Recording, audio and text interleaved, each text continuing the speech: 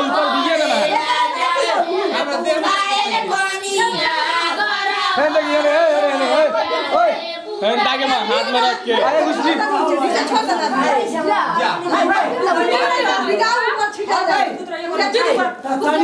था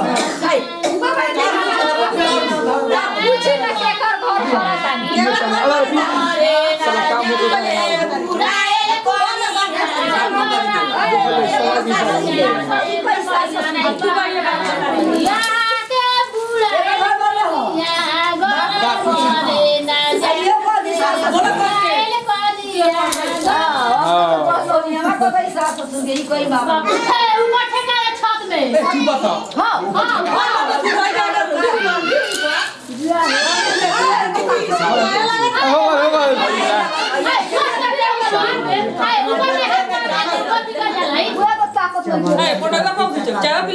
दस बेला चिल्लाते हैं तो लास्ट फिल्म तो क्या करी हमारी गलती है ना देखिए लास्ट रोल करे रुकी रुकी है देखिए ना